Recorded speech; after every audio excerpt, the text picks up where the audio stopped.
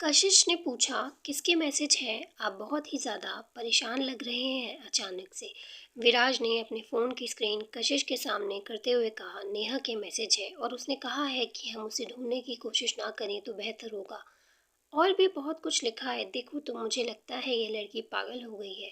कशिश ने विराज के हाथ से उसका फ़ोन लिया और विराट दोनों हाथों से अपना सर पकड़ता हुआ वहीं दम से बैठ गया।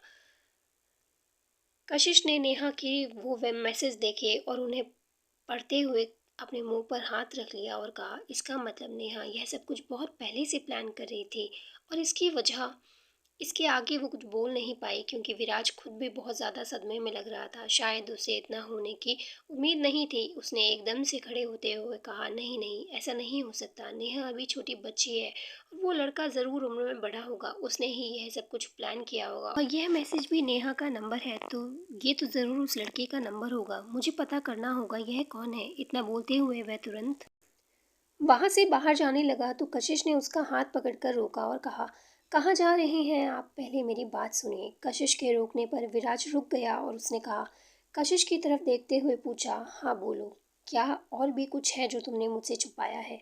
विराज ने थोड़ा शक भरी नज़रों से कशिश की तरफ देखते हुए पूछा। तो कशिश ने तुरंत ही नहीं में अपना सिर हिलाते हुए कहा, नहीं नहीं, ऐसा कुछ नहीं है। मैं बस यह कह रही थी कि नेहा इतनी भी छोटी नहीं है। कल उसका बर्थडे था और जब भी वह भागी तो वह अभी 19 साल की हो गई है। हाँ, यह घर में भले ही वह सबसे छोटी हो आप लोगों में, लेकिन फिर भी बच्ची कहना बंद करिए उसे। उसने खुद ही सोच समझ कर यह फैसला लिया होगा। ऐसा भी ऐसे ही किसी लड़के को एक तरफा ब्लेम करना ठीक नहीं है जब तक आपको पूरी बात ना पता हो, क्योंकि कोई उसे ज़बरदस्ती से उठाकर या किडनैप करके तो नहीं ले गया। मैं ये नहीं कह रही कि वो लड़का बहुत सीधा होगा या उन्होंने जो किया अच्छा किया, लेकिन फिर भी आपको पहले पूरी सिचुएशन का पता लगाना चाहिए। कशिश ने विराज को समझाया तो विराज ने सोचा और कहा, लेकिन अगर मैं सबको इस बारे में नहीं बताऊंगा तो फिर? उसकी बात सुनकर कशिश बोली, मैं आपको मना नहीं कर रही हूँ, आप बात बता दीजिए, लेकिन थोड़ा अपने तरीके से बताइए और पता करिए। हमें नेहा को ढूंढना ही होगा, हम ऐसे उसे जाने नहीं दे सकते। मैं आपके साथ हूँ। विराज इतना बोलते हुए विराज के गले से लग गई और विराज ने धीरे से उसका हाथ थामा और कहा, हाँ मुझे पता है तुम हर दम मेरे साथ हो। और फिर विराज ने उसके माथे पर चूम लिया और फिर वहाँ से बाहर निकल गया। बाहर आते ही उसने विशाल से रेडी होने को कहा और बाकी घर वालों से बताया कि नेहा ने मैसेज किया है कि उन्हें ढूंढने की कोशिश ना करे, वो अपनी मर्जी से भागे। यह सुनते ही नेहा के पापा यानी कि विराज के चाचा एकदम से बोले, क्या उस लड़की ने तो हमारी नाक ही कटवा दी समाज में। अगर सच में वह अपनी मर्जी से गई है तो आज से मेरी बेटी मर गई। मेरे लिए अभी मेरी कोई बेटी नहीं है। यह बात सुनते ही विराज की चाची ने कहा, नहीं, ऐसा क्यों कह रहे हैं आप? हो सकता है कोई उसे ब्लैकमेल कर रहा हो या परेशान कर रहा हो या वो किसी मुसीबत में हो। हम उससे मिलें और पूछें। जाने बिना कैसे इतना बड़ा फैसला ले सकते हैं आप? नेहा के पापा, आप ऐसा कैसे कर सकते हैं? इतना बोलते हुए वह अपने पति के पास आने लगी तो विराज के चाचा ने अपनी बीवी को घूर कर देखा और कहा, चुप करो तुम। तुम्हारी वजह से ही तुम्हारी बेटी इतनी बिगड़ी है। तुमने उसे कुछ ज़्यादा ही लाड़ प्यार किया है और कभी उसे अच्छी राह पर चलना नहीं सिखाया। बस हमेशा चालाकियाँ करती रहती हो। थोड़ा बच्चों पर भी ध्यान दे देती।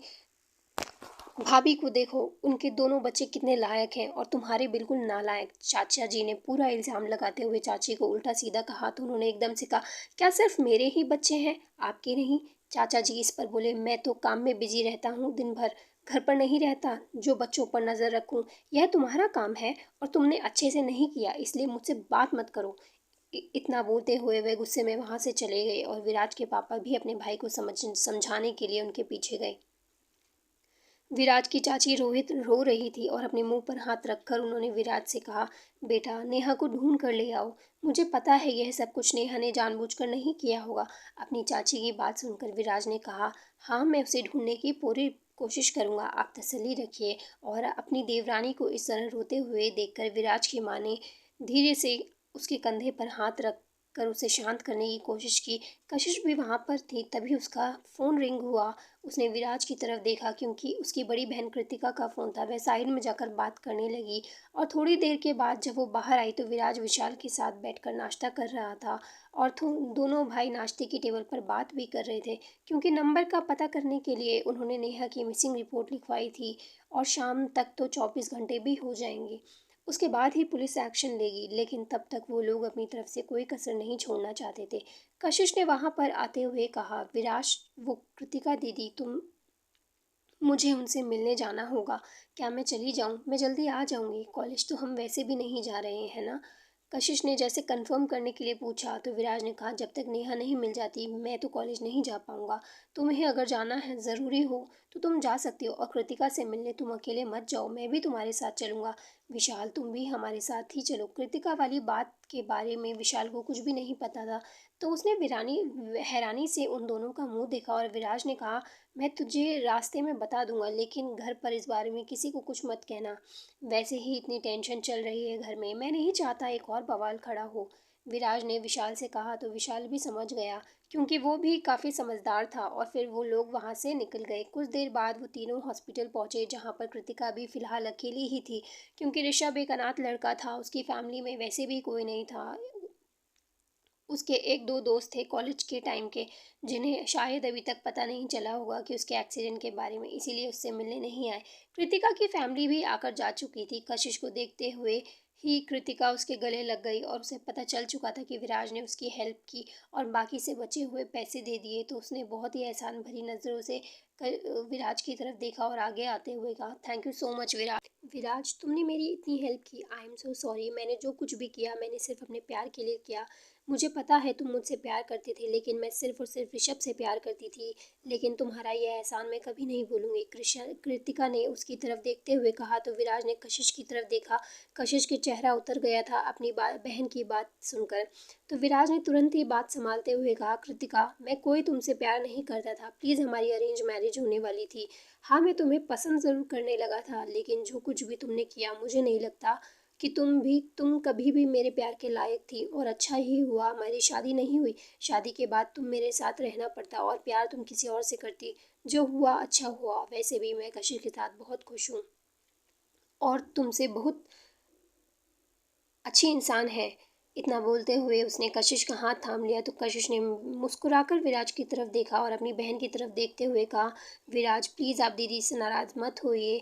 इसमें इनकी कोई गलती नहीं है, आखिर उन्होंने अपने प्यार को चूज़ किया। कशिश उसकी तरफ से सफाई देने लगी तो विराज ने कहा, हाँ ठीक है, मैं समझता हूँ, और इन सब बातों की कोई ज़रूरत नहीं है। कृतिका, तुम ऋषभ के साथ खुश रहो और मैं कशिश के साथ।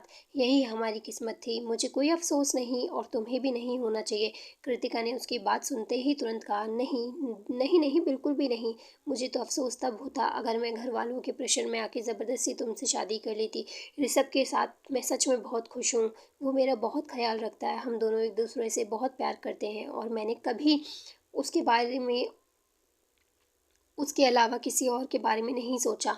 बट फिर भी आई एम सॉरी, मैंने जो भी किया मुझे शायद तुम्हें पहले बता देना चाहिए था। कृतिका ने फिर से यह बात कही तो विराज ने कहा, छोड़ो इन सब बातों को और बताओ ऋषभ अभी कैसा है, क्या बोला डॉक्टर ने? विराज ने पूरी तरह से बात का रुख बदलते हुए पूछा तो कृतिका ने कहा, तुम्हारी वजह से सब कुछ बिल्कुल ठीक है और तुम अपने घर पहुंचते ही तुम्हारे पैसे वापस कर दूंगी। कृतिका ने कहा तो विराज ने कहा, उसकी कोई ज़रूरत नहीं है, तुम बस ऋषभ का ध्यान रखना।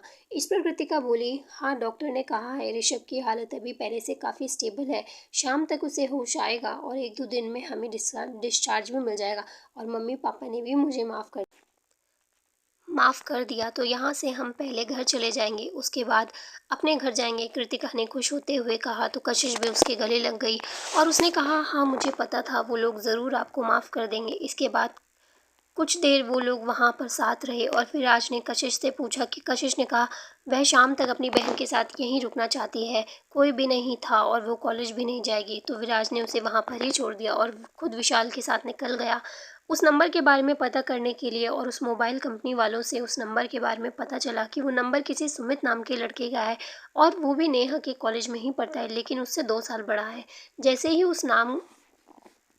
ही उसे नाम और नंबर का पता चला, उसे एड्रेस भी मिल गया और विराज विशाल के साथ वहाँ पर उनके घर पहुंचा, विराज वहां पर पहुंचा तो उसने सुमित के मम्मी पापा से मिला और उसने सुमित के बारे में पूछा। तो उन लोगों ने कहा कि बेटा वो तो दूसरे शहर गया है क्योंकि उसकी नौकरी लग गई है काफ़ी अच्छी कंपनी में।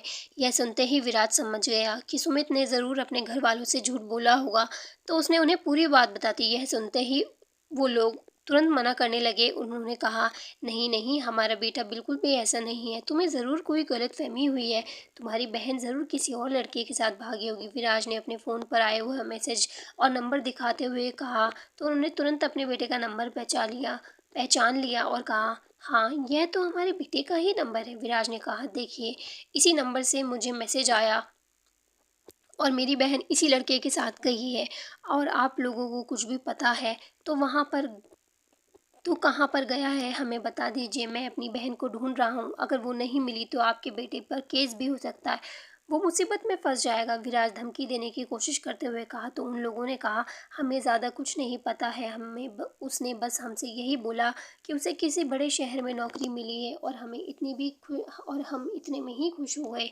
हमने शहर का नाम भी नहीं पूछा। उसने कहा सैलरी भी काफ़ी अच्छी मिलेगी, तो हमने उससे नहीं रोका। उन लोगों की बात सुनकर विशाल बोला, आपके बेटे ने आपको इतनी आसानी से बेवकूफ़ बना दिया, अभी तो उसका कॉलेज भी ख़त्म नहीं हुआ है, तो भला उसे कैसे नौकरी मिल सकती है। विशाल काफ़ी गुस्से में था। विराज ने कहा, ठीक है, आप मुझे उसके दोस्तों के बारे में बता दीजिए, वह लोग कहाँ हैं, शायद उन्हें कुछ पता हो। तो उन लोगों ने एक दो दोस्तों का एड्रेस दे दिया, लेकिन उन लोगों से भी विराज का कुछ खास पता नहीं चला। फिर उसने नंबर की लोकेशन ट्रैक करने की कोशिश की, तो उन्हें पता चला कि वो लोग दिल्ली से जयपुर भाग गए हैं, क्योंकि आखिरी की लोकेशन वहाँ की ही थी। लेकिन जयपुर में वो लोग कहाँ थे, इस बारे में स्पेसिफिक डिटेल उन्हें नहीं मिल पाई, तो वहाँ कोई भी नहीं गया। विराज ने उस नंबर पर कॉल करने की कोशिश की लेकिन उसके बाद वो नंबर स्विच ऑफ आने लगा। विराज थक कर शाम को घर वापस आ गया। कशिश अभी तक वापस नहीं आई थी। विराज सीधा अपने कमरे में आया। उसने किसी से कोई बात नहीं की, बस इतना बता दिया कि उसे नेहा का कुछ पता नहीं चला।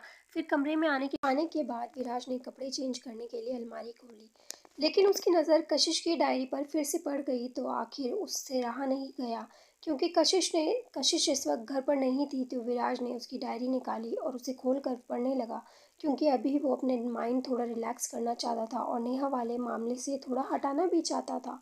उसे लगा कशिश की डायरी में उसके लिखे हुए थॉट्स पढ़ना काफ़ी काफ़ी रिलैक्सिंग होगा कि उसकी लाइफ में क्या हुआ और क्या नहीं।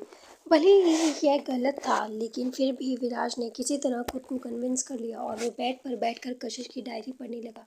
विराज ने डायरी पढ़ी और उसे पता ही नहीं चला कि कई घंटे बीत गए। डायरी में कशिश ने उस साल का जब पहला दिन था तब से ही विराज ने जॉइन किया था, और कशिश ने उसके बारे में बहुत कुछ लिखा हुआ था। इतना कुछ जितना शायद विराज ने भी कभी खुद को नोटिस नहीं किया हुआ। कशिश उसे हमेशा से एडमायर करती थी। इस बारे में विराज ने कभी भी ध्यान नहीं दिया, क्योंकि कशिश ने उसके सामने कभी ऐसा कुछ जाहिर ही नहीं होने दिया। वो तो उसे हमेशा से पसंद करती थी, कि उसे उस पर क्रश भी था। ये सारी बातें उसके लिए नई थी और विराज को पढ़ते हुए एकदम हैरानी हो रही थी। और उसने अपने मन में कहा, ये लड़कियां सच में अपनी फीलिंग्स छुपाने में तो एक्सपर्ट होती हैं। इतना बोलते हुए उसने आगे पढ़ा तो उसे समझ आ गया कि कशिश उसे हमेशा से ही पसंद करती थी, लेकिन जब कृतिका के साथ उसकी शादी लगी तो उसका दिल टूट गया और उसने कभी किसी तरह यह बात भी एक्सेप्ट कर ली थी अपनी बहन की खुशी के लिए। लेकिन उसे यह भी लिखा हुआ था कि उसकी बहन बहुत लकी है जो उसे विराज जैसा हस्बैंड मिला। लड़कियां उसके पीछे पड़ी होती हैं, लेकिन वो कभी किसी की तरफ नज़र उठाकर भी नहीं देखता। उसे भी ऐसा ही हस्बैंड चाहिए, विराज नहीं तो विराज जैसा ही कोई शायद कभी उसे मिले। यह सब पढ़कर विराज काफ़ी इमोशनल हो गया, और ऐसी टेंस सिचुएशन के बीच में भी उसे काफ़ी अच्छा फील हो रहा था। कशिश ने जिस तरह से उसके लुक और उसके बिहेवियर को डिस्क्राइब किया हुआ था, उससे ही समझ में आ रहा था वह उसे कितना पसंद करती है और कितने अच्छे से ऑब्जर्व करती है और कितना पसंद करती है। हर एक पन्ने में विराज का जिक्र था। जब से विराज ने कॉलेज ज्वाइन किया था, कोई भी ऐसा दिन नहीं गया था जब कशिश ने उसके बारे में ना लिखा हो। यहाँ तक उसके कपड़े, आउटफिट तक मेंशन करती थी और अपनी डायरी में। लेकिन जिस दिन से उसका और कृतिका का रिश्ता तय हुआ, उस दिन से कशिश ने उसके बारे में कुछ भी नहीं लिखा, और उसने डायरी लिखना भी काफ़ी कम कर दिया था। बस वो यही लिखती थी कि उसका मूड नहीं है अभी कुछ भी लिखने का, और फिर शादी के बाद से तो शायद उसने बिल्कुल भी कुछ नहीं लिखा। बस थोड़ा बहुत जो लिखा था कि फैमिली में उसे कोई पसंद नहीं करता था, तो उसे काफ़ी बुरा लगता है और उसने अपने मम्मी पापा के लिए यह शादी की थी। लेकिन विराज को वो पहले से पसंद करती थी और अभी शायद और भी ज़्यादा पसंद करने लगी है, क्योंकि वो उसे इतना सपोर्ट करता है। विराज की आंखों में आंसू आ गए और तभी कमरे का दरवाज़ा खुला। कशिश वहाँ खड़ी थी। उसे देखते ही विराज ने तुरंत वो डायरी अपने तकिए के नीचे छुपा दी और कशिश की तरफ मुड़कर देखा। कशिश उसे ऐसा करते हुए देख नहीं पाई और अंदर आ गई।